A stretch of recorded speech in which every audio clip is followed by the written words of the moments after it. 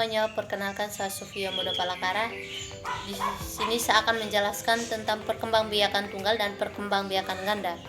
Proses dan mekanisme perkembangbiakan tunggal dan perkembangbiakan ganda. Perkembangbiakan tunggal dan perkembangbiakan ganda itu terjadi di tumbuhan spermatopita atau tumbuhan biji. Dibagi menjadi dua, yaitu gymnospermae dan angiospermae. Tanaman gymnospermae ini menghasilkan biji di dalam strobilus.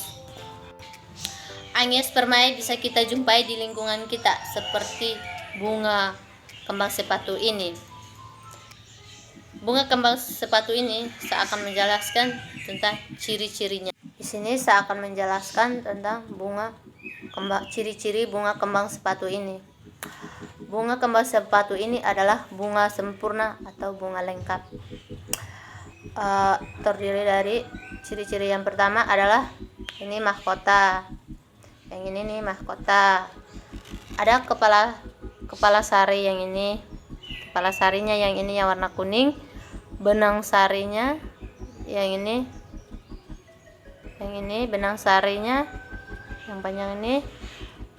Kepala putiknya adalah ini, yang ini. Tangkai putik yang ini yang warna putih. Yang ini warna putihnya yang ini. Ada kelopaknya, yang ini kelopaknya. Ada tangkainya, yang ini tangkai bunganya, sama bijinya, bakal biji. Yang ini bakal bijinya. Di dalamnya ada bakal bijinya yang di dalam sini, sama dasar bunganya yang ini.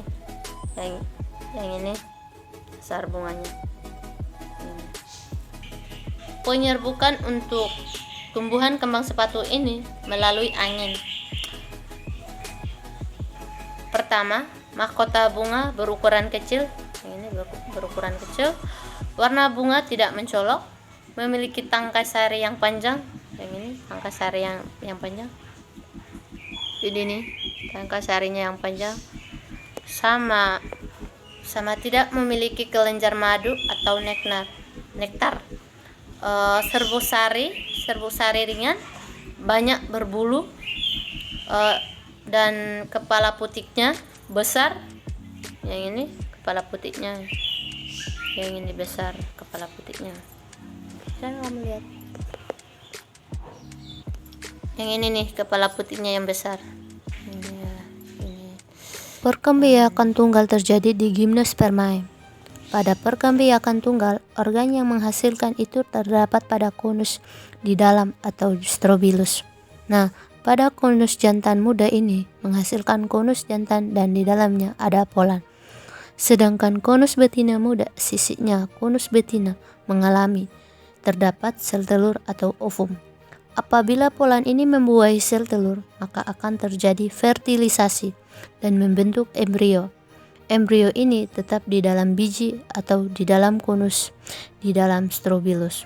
Nah, biji konus akan tumbuh, kemudian akan jatuh ke tempat yang sesuai pada habitatnya, akan tumbuh atau berkecambah menjadi pinus muda. Pembuahan ganda terjadi pada tumbuhan angiospermae. Kenapa disebut pembuahan ganda? Karena perkembangan biakan sel telur pada inti kandungan lembaga sekunder akan membelah berulang-ulang sehingga membentuk 8 sel.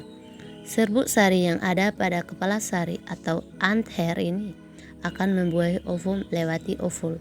Serbuk sari masuk kepala putik. Yang terjadi serbuk sari ini akan membelah. Inti sel vegetatifnya membelah 2 kali menjadi inti sel vegetatif dan inti sel generatif.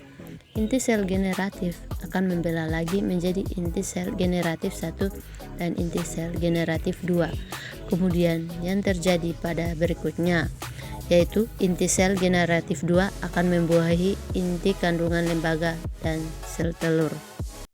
Sekian tentang perkembangbiakan tunggal dan perkembangbiakan ganda.